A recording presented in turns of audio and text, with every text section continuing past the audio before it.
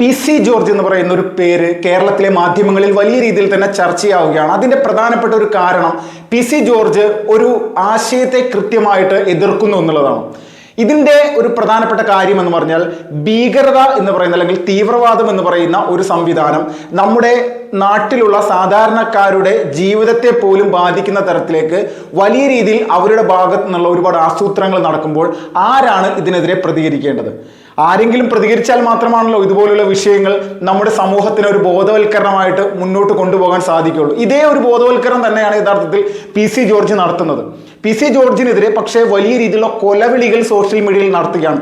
അപ്പോൾ ഈ കൊലവിളി നടത്തുന്ന അല്ലെങ്കിൽ വലിയ രീതിയിൽ PC ജോർജിനെ ഇല്ലായ്മ ചെയ്യണമെന്ന് ചിന്തിക്കുന്ന, PC ജോർജിനെ നശിപ്പിക്കണമെന്ന് ചിന്തിക്കുന്ന രീതിയിലുള്ള കുറെ ആളുകൾ നമ്മുടെ നാട്ടിൽ PC ജോർജുമായി ബന്ധപ്പെടുന്നു വരുന്ന വാർത്തകളുടെ താഴെ വന്ന് കമന്റുകൾ ഇടുകയാണ്. അത് നിങ്ങളൊന്ന് പരിശോധിച്ചാൽ, നിരീക്ഷിച്ചു കഴിഞ്ഞാൽ ബോധ്യപ്പെടുന്ന ഒരു കാര്യം തന്നെയാണ്. അപ്പൊ PC ജോർജിനെ പോലെയുള്ള ഒരു രാഷ്ട്രീയ നേതാവ് ഒരു സമയത്ത് SDPIയെ പരസ്യമായിട്ട് പിന്തുണച്ച് അവരുടെ കൊടി കയ്യിൽ പിടിച്ചുകൊണ്ട് ആ സംഘടനയെ പിന്തുണച്ചിട്ടുണ്ട്.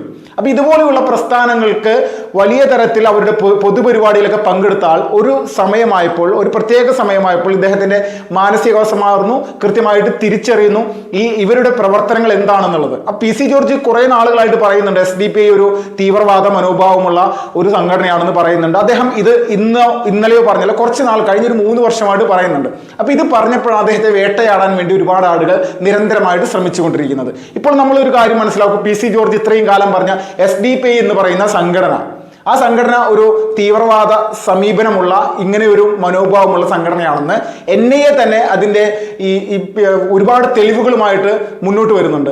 അവസാനമായിട്ട് വന്നിരിക്കുന്ന തെളിവ് എന്താണ്? SDPI എന്ന് പറയുന്ന സംഘടനയുടെ നാഷണൽ പ്രസിഡന്റ് ആയിട്ടുള്ള MK ഫൈസിയെ അറസ്റ്റ് ചെയ്തിരിക്കുകയാണ്.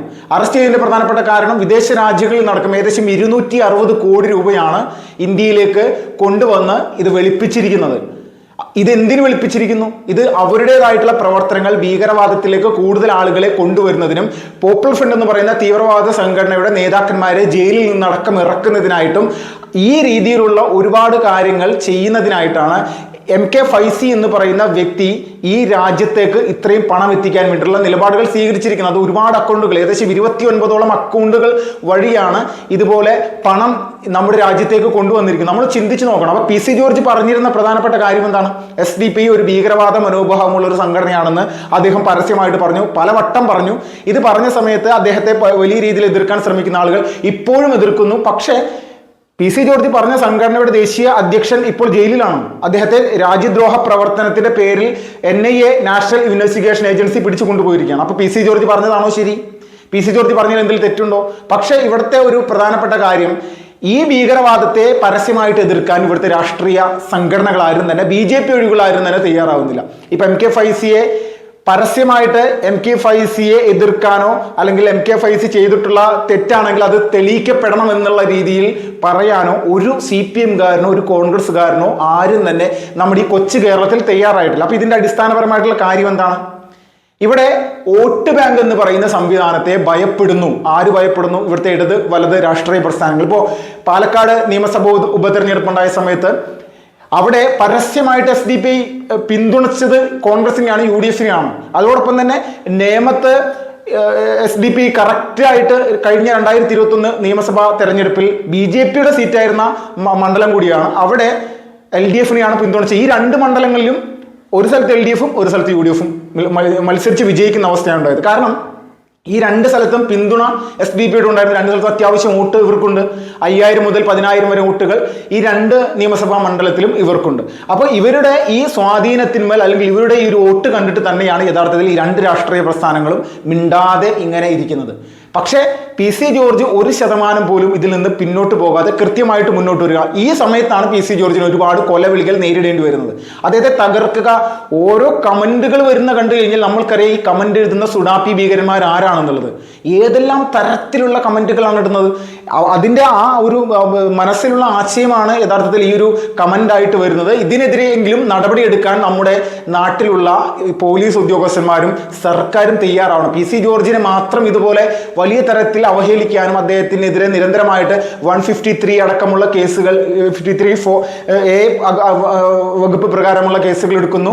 ഇങ്ങനെയുള്ള കലാപരിപാടികൾക്ക് നമ്മുടെ കേരളത്തിൽ വർഗീയ സംഘർഷവും അല്ലെങ്കിൽ വലിയ രീതിയിലുള്ള മതനിന്ദയൊക്കെ നടത്തുന്ന ആളാണെന്നുള്ള രീതിയിലേക്കാണ് പറയുന്നത്. എന്ത് മതനിന്ദയാണ് PC ജോർജ് നടത്തിയതെന്ന് നമ്മൾക്ക് നോക്കിയിട്ട് പരിശോധിച്ചിട്ട് മനസ്സിലാകുന്നില്ല. ഇന്നലെ പോലും അദ്ദേഹം നടത്തിയിരിക്കുന്നത് 400ഓളം പെൺകുട്ടികൾ ലവ് ജിഹാദിൽ അകപ്പെട്ടു എന്നാണ് പറയുന്നത്. അദ്ദേഹം പറയുന്നുണ്ടെങ്കിൽ അദ്ദേഹം അതിനുള്ള തെളിവുകൾ നിർത്തേണ്ട ഒരു സാഹചര്യമുണ്ട്. പക്ഷേ നമ്മൾ മനസ്സിലാക്കുക, കേരളത്തിലെ കത്തോലിക്ക സഭ പരസ്യമായിട്ട് അദ്ദേഹത്തെ പിന്തുണച്ചു കൊണ്ടുവന്നിരിക്കും. കത്തോലിക്ക സഭയുടെ ബിഷപ്പുമാരുടെ സംഘടന KCBC കൃത്യമായിട്ട് പിന്തുണ അറിയിച്ചു കൊണ്ടുവരുന്നു. PC ജോർജ് മതനിന്ദ നടത്തിയിട്ടില്ല. അദ്ദേഹം ഒരു സാമൂഹ്യ വിപത്തിനെ കൃത്യമായിട്ട് നേരിട്ടതാണ്. അങ്ങനെയെങ്കിൽ PC ജോർജിനെതിരെ മാത്രമല്ല നിയമ നടപടി എടുക്കുന്ന PC ജോർജിനെ പിന്തുണച്ച KCBCയെ എന്തുകൊണ്ട് ഇവർ ആ ഒരു KCBCയുമായി ബന്ധപ്പെട്ടുകൊണ്ട് അതിനെതിരെ പ്രതികരിക്കാൻ തയ്യാറാവുന്നില്ല? പക്ഷെ നമ്മൾ ചിന്തിക്കുക, ഇവിടെ അടിസ്ഥാനപരമായിട്ട് ഈരാറ്റുപേട്ട പോലെയുള്ള ഒരു പ്രദേശത്ത് ഇതുപോലെയുള്ള മതമൗലികവാദ സംഘടനകൾക്ക് വലിയ രീതിയിലുള്ള സ്വാധീനമുണ്ട്. അവിടെയാണ് ഈ പൂഞ്ഞാർ നിയമസഭാ മണ്ഡലത്തിലാണ് ഈരാറ്റുപേട്ടയുള്ളത്. അപ്പോൾ ഇവിടെ പൂർണ്ണമായിട്ടും ഈ പറയുന്ന പ്രദേശത്തുള്ള ഭീകരവാദികളുടെ വലിയ രീതിയിലുള്ള എതിർപ്പിനെ കേരളത്തിലെ മുഴുവൻ സുഡാപ്പികളും കൃത്യമായിട്ട് ആ ഒരു എതിർപ്പിനെ ഏറ്റുപിടിച്ചുകൊണ്ട് അദ്ദേഹത്തെ നമ്മുടെ കേരളത്തിൽ നിന്ന് കെട്ടുകെട്ടിക്കുക എന്നുള്ള നിലപാടിലേക്കാണ് പോകുന്നത്. പൂർണ്ണമായിട്ടും നിരന്തരമായിട്ട് നിയമ നടപടികൾ നേരിടുന്ന രീതിയിലേക്കുള്ള കാര്യങ്ങൾ ചെയ്യുക, അദ്ദേഹത്തിനെതിരെ കൃത്യമായിട്ട് കൊലവിളികൾ നടത്തുക. നമ്മൾ ചിന്തിച്ചു നോക്കണം, ഇതേ നിലപാട് PFI നിരോധനത്തിന് മുന്നോടിയായിട്ടായിരുന്നു അദ്ദേഹം കൃത്യമായിട്ട് ചെയ്തിരുന്നെങ്കിൽ, PFI നിരോധിക്കപ്പെട്ടില്ലായിരുന്നെങ്കിൽ ഇപ്പോഴും അദ്ദേഹം അങ്ങനെ പറയുന്ന ഒരു സാഹചര്യമാണ് ഉണ്ടായിരുന്നെങ്കിൽ കൃത്യമായിട്ട് അദ്ദേഹം കൊല്ലപ്പെടാനുള്ള സാധ്യത വലിയ രീതിയിലുണ്ടായിരുന്നു. കാരണം അങ്ങനെയുള്ള ഉദാഹരണങ്ങൾ നമ്മുടെ നാട്ടിലുണ്ട്. ഇപ്പോൾ ജോസഫ് മാഷിന്റെ കൈവെട്ടി കേസ് എത്ര വർഷം, 11 വർഷങ്ങൾക്ക് ശേഷമാണ് അതിലൊരു പ്രതിയെ കണ്ണൂര് വളപട്ടണത്തിൽ നിന്ന് അറസ്റ്റ് ചെയ്തത്. നമ്മൾ ചിന്തിക്കണം. അപ്പൊ ഇതുപോലെയുള്ള ഭീകരവാദ ഗ്രൂപ്പുകളിൽ വലിയ രീതിയിൽ പ്രവർത്തിച്ച് പരിചയമുള്ള ആളുകൾ ഇപ്പോഴും നമ്മുടെ നാട്ടിൽ PC ജോർജിനെ പോലെയുള്ള ഒരു നേതാവിനെ കാർന്നു തിന്നാൻ അല്ലെങ്കിൽ തക്കം പാത്ത് കഴിഞ്ഞുകൊണ്ടേയിരിക്കുന്ന ആളുകളായിട്ട് നമുക്ക് കണക്കാക്കും. കാരണം PFI എന്ന് പറയുന്ന ഭീകരവാദ സംഘടനയുടെ നേതാക്കന്മാർ മാത്രമാണ് ജയിലിലേക്ക് പോയിട്ടുള്ളത്. അവർ പഠിപ്പിച്ച പയറ്റി വിട്ടിരിക്കുന്ന കില്ലർ ടീമുകൾ ഒരുപാട് നമ്മുടെ കേരളത്തിന്റെ മണ്ണിലുണ്ട്. അത് ഈ PC ജോർജിന്റെ വീടിന് ചുറ്റും ഈ പറയുന്ന ആളുകളാണ്. അപ്പൊ ഇങ്ങനെയുള്ള മനോഭാവമുള്ള ചിന്താഗതിയുള്ള സംഘടനയുടെ ആളുകൾ PC ജോർജിനെ തകർക്കാൻ വേണ്ടി ശ്രമിക്കുന്ന സമയത്ത് അതിന് കൂട്ടുനിൽക്കുന്ന നിലപാടാണ് നമ്മുടെ സംസ്ഥാന സർക്കാരിന്റെ ഭാഗത്തുനിന്നുള്ളത്. അദ്ദേഹം പറയുന്നത് എന്താണ്? ഈരാറ്റുപേട്ടയിലെ ബോംബ് സ്ഫോടക വസ്തുക്കൾ കണ്ടെത്തിയത്, ഈ സ്ഫോടക വസ്തുക്കൾ കണ്ടെത്തിയ വിഷയവുമായി ബന്ധപ്പെട്ടുകൊണ്ട് പ്രതികരിക്കണ്ടേ? കാരണം മാറാട് കലാപം ഉണ്ടായ സമയത്തൊക്കെ അവിടെ ഇതുപോലെയുള്ള സ്ഫോടക വസ്തുക്കൾ അടക്കം ശേഖരിച്ച് വെച്ചിട്ടാണല്ലോ അവിടുത്തെ ആളുകൾക്കെതിരെ ഈ ഭീകരവാദികളൊന്നും ഉപയോഗിച്ചത് അല്ലെങ്കിൽ വർഗീയവാദികൾ ഉപയോഗിച്ചത്. അതേ ഒരു സാഹചര്യത്തിലേക്കുള്ള ഒരുപാടുള്ള കടന്നുകയറ്റമാണ് ഇങ്ങനെയുള്ള പല സ്ഥലങ്ങളിലേക്കും വിതരണം ചെയ്യാൻ പറ്റുന്ന തരത്തിലേക്ക് ഒരുപാട് സ്ഫോടക വസ്തുക്കൾ തയ്യാറാക്കി, ജെലാറ്റിൻ സ്റ്റിക്ക് അടക്കമുള്ള ഒരുപാട് കാര്യങ്ങൾ തയ്യാറാക്കി വെച്ചിട്ടുള്ള വിഷയത്തിൽ പ്രതികരിക്കണ്ടേ? ഇത് PC ജോർജ് മാത്രമാണോ ഈ വിഷയത്തിൽ പ്രതികരിക്കേണ്ടത്?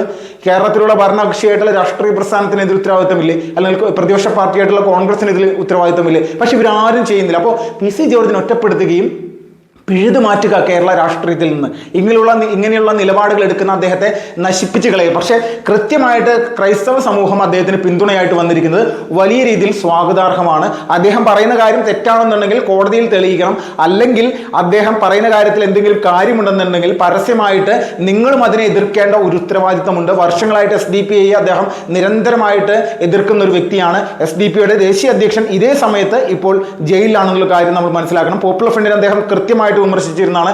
പോപ്പുലർ ഫ്രണ്ട് ഒരു ഭീകരവാദ സംഘടനയാണെന്ന് അദ്ദേഹം കൃത്യമായിട്ട് പറഞ്ഞിട്ടുണ്ട്.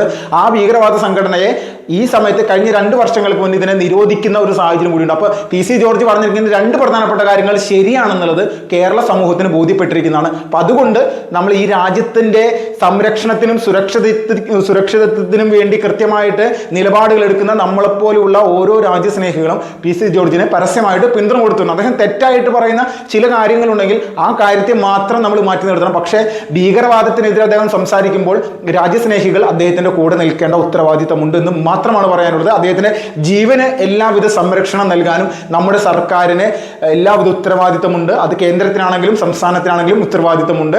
അതുകൊണ്ട് ഈ പറയുന്ന ഭീകരവാദികൾ അദ്ദേഹത്തിന്റെ വീടിന് ചുറ്റും അല്ലെങ്കിൽ അദ്ദേഹത്തിന് താമസിക്കുന്ന പ്രദേശത്തിന് ചുറ്റുമുണ്ട് എന്നുള്ളതിൽ തർക്കമില്ല. അദ്ദേഹത്തിന്റെ സുരക്ഷ ഇവിടുത്തെ സൈനിക സംവിധാനങ്ങൾ അല്ലെങ്കിൽ കേന്ദ്രത്തിന്റെയോ സംസ്ഥാനത്തിന്റെയോ സംവിധാനങ്ങൾ ഉപയോഗിച്ചുകൊണ്ട് അദ്ദേഹത്തിന് എല്ലാവിധ സുരക്ഷയും ഒരുക്കണം എന്ന് തന്നെയാണ് ഈ ഒരു സമയത്ത് പറയാനുള്ളത്.